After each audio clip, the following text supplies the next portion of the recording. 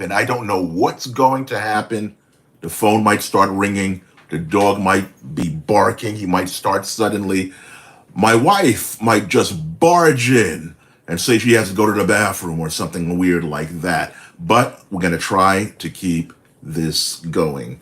Hi, I'm so. Okay. Hi, I'm Elgin Subway Surfer Bolling. Let's tone it down. Let's tone it down. Okay. I'm Elgin Subway Surfer Bolling, your creative caricature marketing consultant. And I have a burning question. Do you like this hat or this hat? This hat or this hat? Okay? Comment and share. I got this hat actually from Africa, from the continent itself, okay? From my brother-in-law when he visited there. So I thought that I might advertise it and wear it a while and tell me what you think, really. Anyway, today I just want to talk about random caricature stuff in an effort to, how can I say, just have more time on this particular platform of going live. I might as well take advantage of it.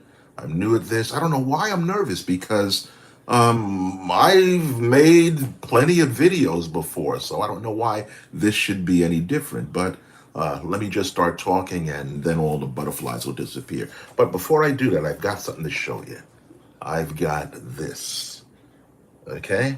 A picture of Bullet Head. If you've been looking at my videos, this is Bullet Head Zombie Z. It's a postcard. I think it's 4x6 postcard. It's laminated, and I just thought I'd do some giveaways. Okay, this postcard, beautifully laminated, can be yours. It can be yours, and I'm giving it a free giveaway. I'm giving away 10 of these.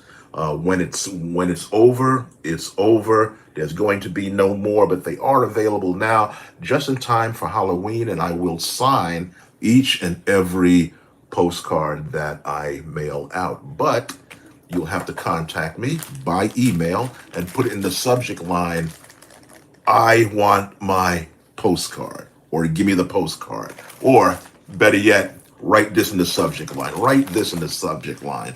I want Bullet Head Zombie Z. And yes, on this particular platform, there is a video, many videos featuring Bullet Head Zombie Z. So we'll see if you guys email me. The email address again is cartoons4u2@aol.com. That's cartoons, the number 4, the letter U, the number 2 at AOL. Did I say that? Was that a Freudian slip? AOL.com. You know, you can tell how old a person is by what their email address is. Most people my age, the baby boomers, we love AOL. Okay, getting all of that out the way. I want to talk to you just about some random stuff. I was wanting to do an interview. I was itching to do an interview, but there was nobody around to interview me, so I had to turn to AI, Chat GPT. And let me tell you about Chat GPT.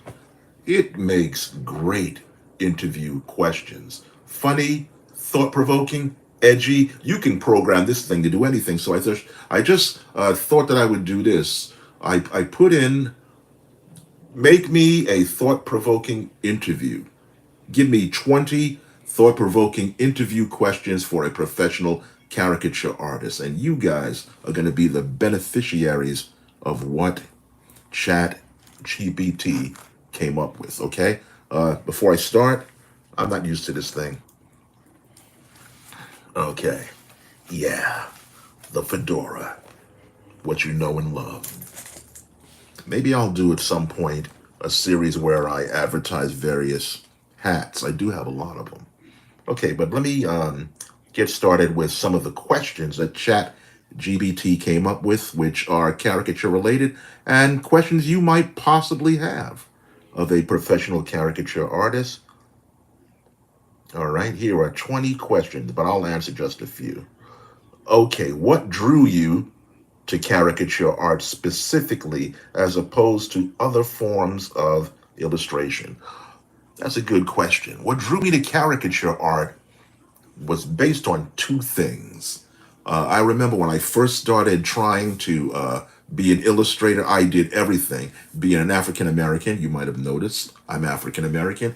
At the time, so-called Afrocentric art back in the 70s was very big. And by Afrocentric, I mean people were doing the red, black, and green motif.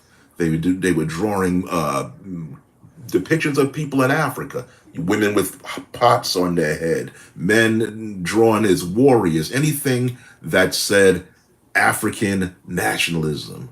And I tried to do that. I even have one illustration on here on this channel that I did. You might be able to find it. I hope you will feel motivated to search for it.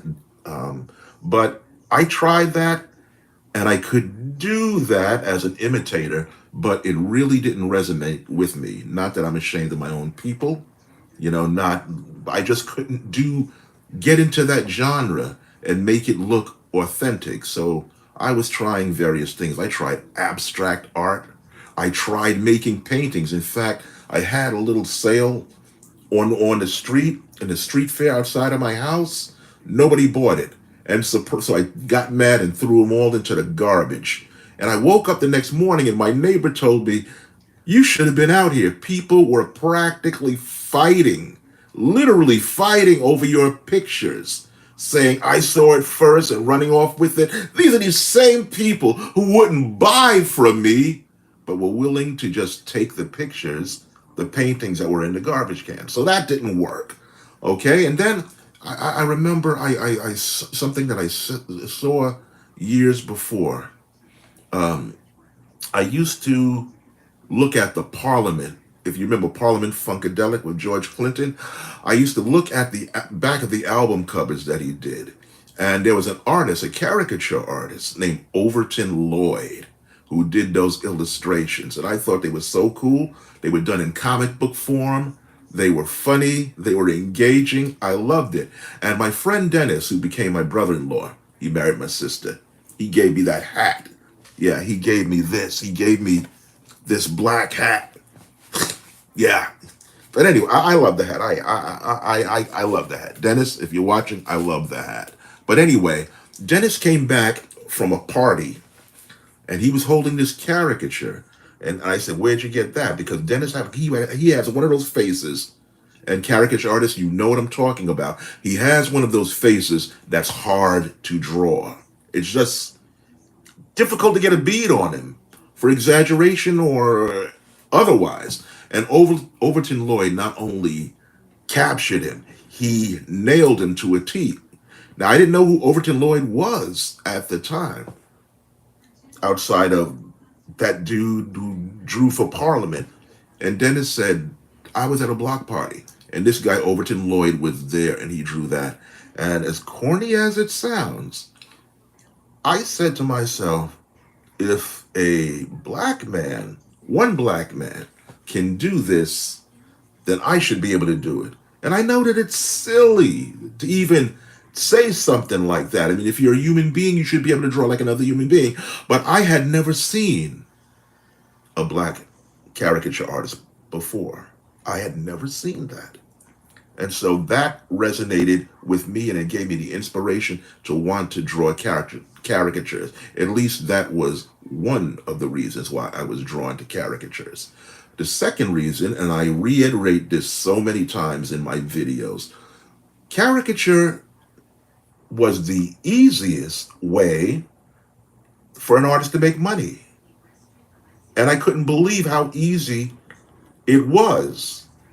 You know, people, regardless of my level of drawing skill, and I wasn't always this good, people bought it. It was like magic. Whether you drew at a party, whether you drew at a fair, whether you drew on the street, whether you drew on the subway, people were willing to buy this. And I wanted to make my living as a professional artist. I wanted to make a go of it. And so caricature did that for me. Another thing that drew me to caricature was I loved drawing people's faces. I was trained as a photorealistic artist. And back in the day, if you were an artist, well, you had to draw portraits. You had to draw faces. And I love drawing faces. I love the variety of faces, the personalities that came through in a particular drawing. But what I didn't like was that with fine art, and that's considered fine art, people weren't willing to pay. They weren't willing to pay, at least pay me, the thing that I love to do, drawing faces. But I also loved cartooning. I can say unashamedly that I am a cartoon aficionado. Got that out with the tongue falling off the rollers, that word, aficionado. But I loved cartoons. And I found that combining caricature with cartoon, I mean, yeah, let me say this again. Combining cartooning with photorealistic art, was just satisfying to do. So those are the two influences that I had. Also, I know I'm rambling, but this is good. This is what life is supposed to be about, rambling. I remember I was so frustrated with not being able to find work artistically that I was going to return to my old job. I used to be an operator for Telecharge. My name is Elgin Bolling. This is Telecharge. What show would you like to see? They hired me for my voice. So I was going to go back. Incidentally, Telecharge is on 44th Street in Manhattan. Manhattan? Well, it's not on 44th Street. The Schubert Theater is on 44th Street, which was one of our theaters, the Schubert organization. I believe that we were on 42nd Street near the 8th Avenue. You can find it. Anyway, great place to work, great people there, fantastic atmosphere. I really loved Telecharge. That's why I was going back. And before I got there, I saw a black caricature artist on the street, a live one. His name was Kenley Dillard. And I said, okay, draw me. And Kenley drew me, and he wasn't nice about it. He didn't fix me. When I saw it, I ran away screaming. I came back because this guy was so honest. He's brutally honest. And I told him, this doesn't look like me. And he said, yeah, yes, it does. And I said, yeah, it does. And rather than wait until, rather take a chance and have him not be there for when I finished my interview, because the cops in those days would really give you a hard time setting up on 42nd Street. I just sat down and I talked to him. I asked him every conceivable question that I could. Everyone. He also had a partner there named O.G. Lewis, but Lewis was a white guy. I wanted to talk to the black guy. And that's what I did. And I said, gee, I'd sure like to come out here and do this. And Kenley said, well, come out. Come out tomorrow. And I did. And I met Kenley again. And for no reason whatsoever, he took me by the hand over the next couple of months and taught me exactly what to do. Where to set up, how to set up, what paper to buy, what paper not to buy, what to say to customers, everything. He gave me a crash course in cartooning, and we became partners. And that's when the real fun started. To make a long story even longer, I chose caricature because it was very profitable, it was exciting, and it was personable. Most artists live a solitary, sedentary life. Hopefully this is not the wife, but I'm going to keep going. Most artists live a lonely life.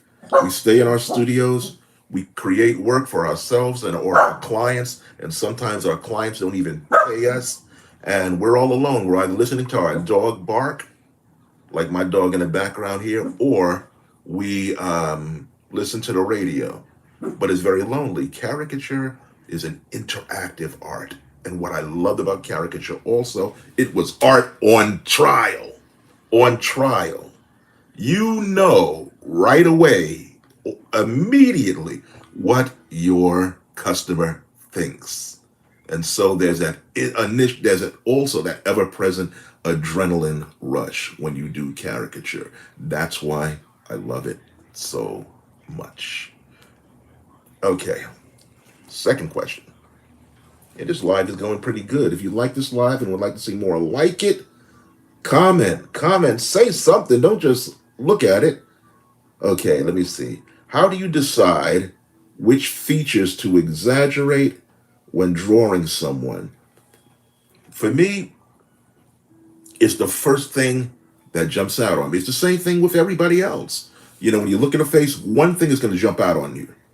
In my case, it would be the nose because I got these flaring nostrils, and it would be the goatee.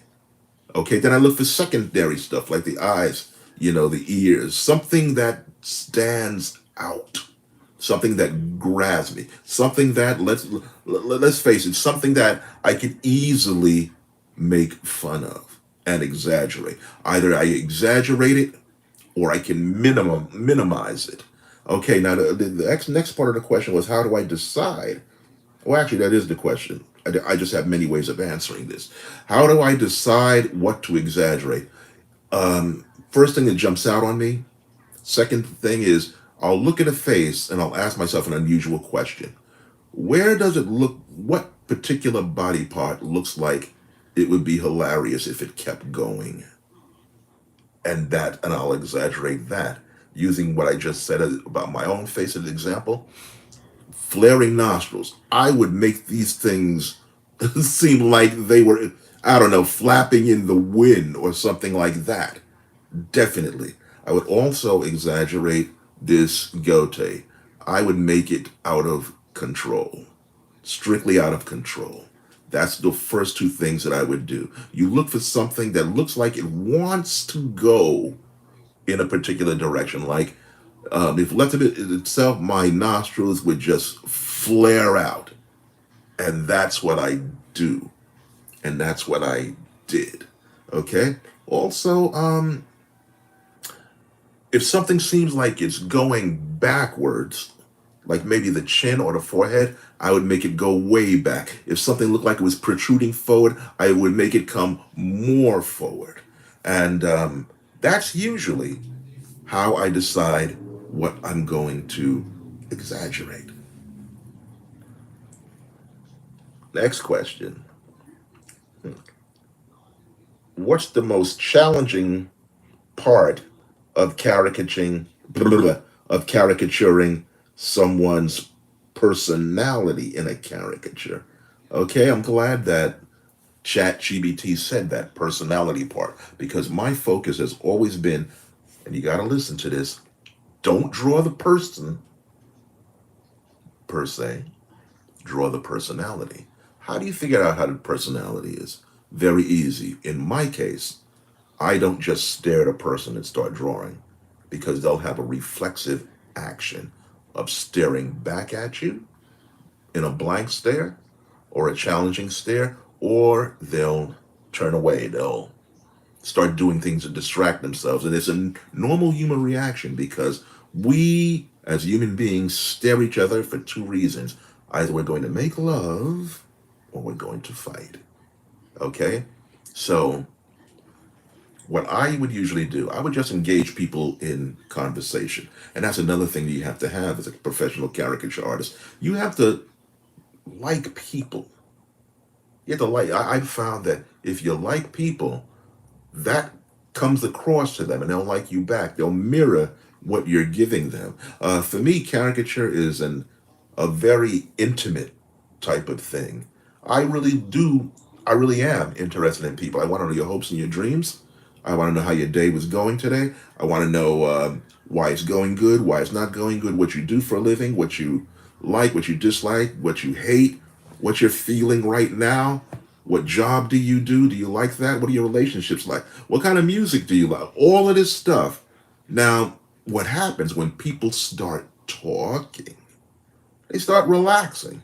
They start feeling like you're a friend. And once the person starts relaxing, their face relaxes. They're no longer giving you that hard stare. They're no longer nervous. They turn into a regular person, and you might notice that they have little things that their face does. They might have a crooked smile where one side comes up before the other. They might stretch their eyes when they're excited. One eyebrow might go up on the right side or the left side when they're making a point. They might squinch their eyes, when they're really angry at something, and they might throw their head back and laugh. You look for these little nuances of personality and that. You draw that thing that they keep doing. How do you know it's part of their personality?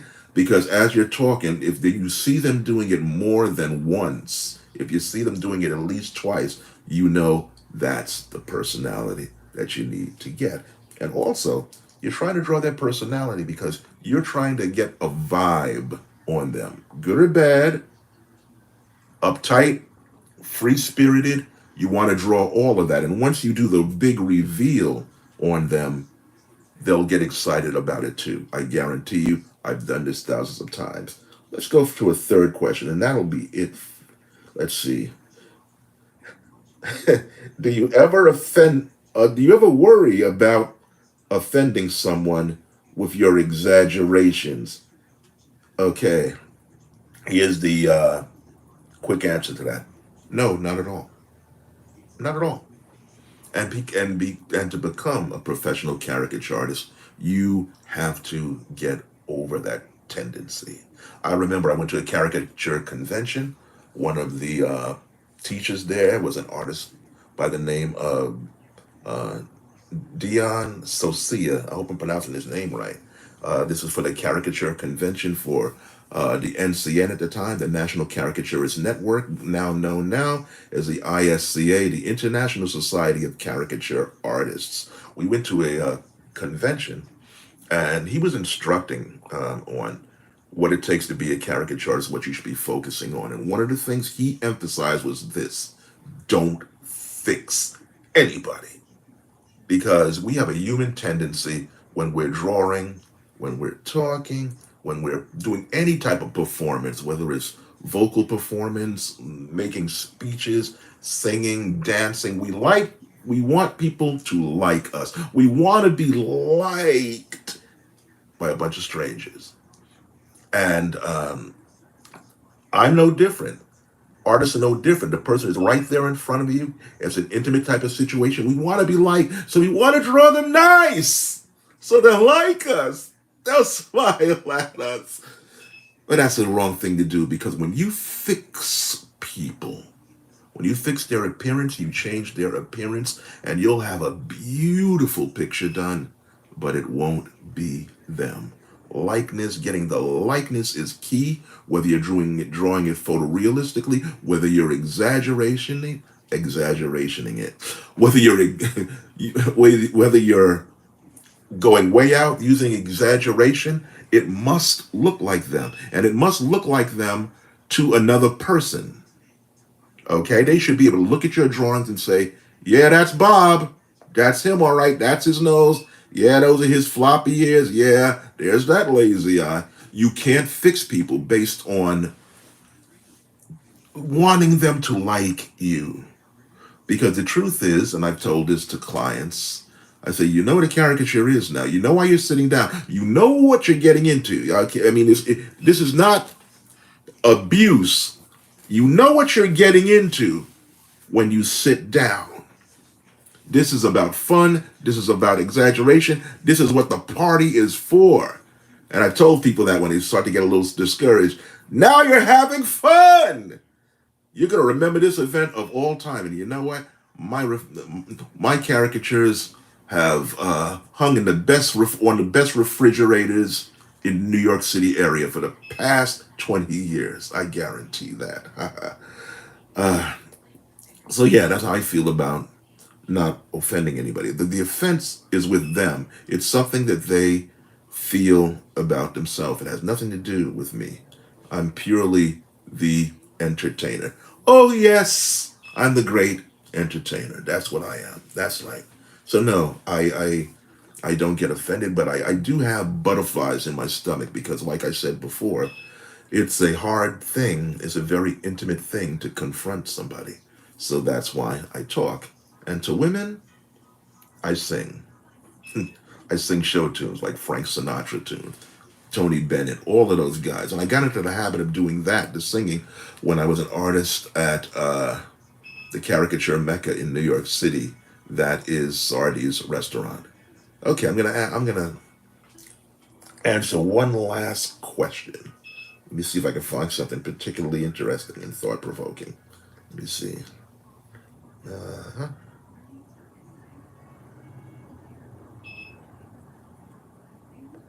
How does your process differ from drawing from live subjects versus photographs? I said photographs, I started to say. It differs like this. A live performance is live.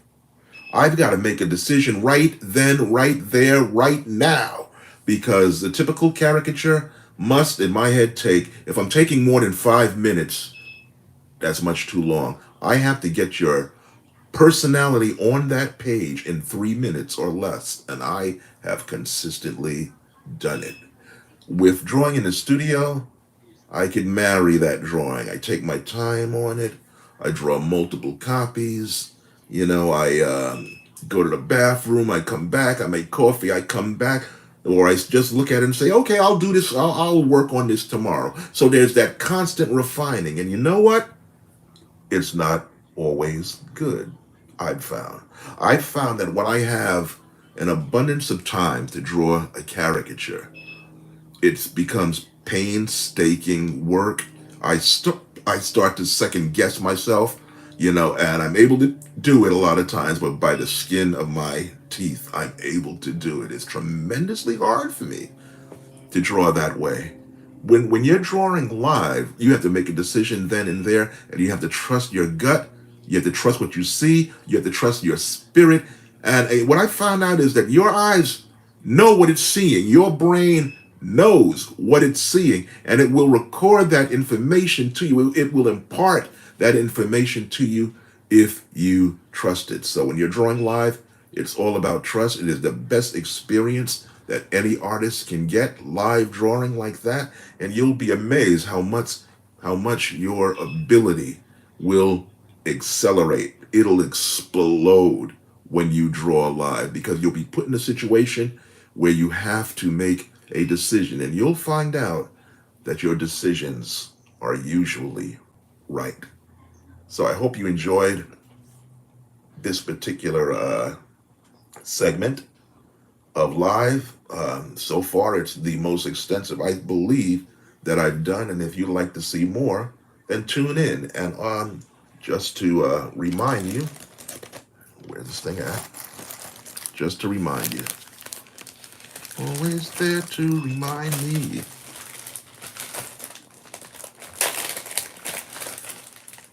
This is available. Bullethead, Zombie Z. If you haven't seen the cartoons, this is him, Bullethead Zombie Z. Only 5 of these available, and you can get yours by writing in the subject line when you email me at cartoonsforyou2@aol.com. That's cartoons, the number 4, the letter U, the number 2 at aol.com. Put in the subject line, Bullethead Zombie Z. I want my Bullethead Zombie Z. Am I getting all that in? Yeah. There's a brilliant caricature artist by the name of Shan Garder. I think that's how we pronounce his name. Shan Garder, to my knowledge, was the first caricature artist who started drawing zombie caricatures, and he is absolutely brilliant. Shan Garder. Make sure you find him online. He is unbelievably good at this, and he's actually my inspiration for drawing zombie caricatures. So I hope you check out the zombie caricatures on my page, on this channel. Please check it out. And this is Elgin Subway Surfer Bolling, your creative caricature marketing consultant. As always, like, share, follow, subscribe, whatever you do to get that algorithm interested in me. And I'm going to do something now that I've been struggling to do since I've done lives. I'm going to turn this off quickly.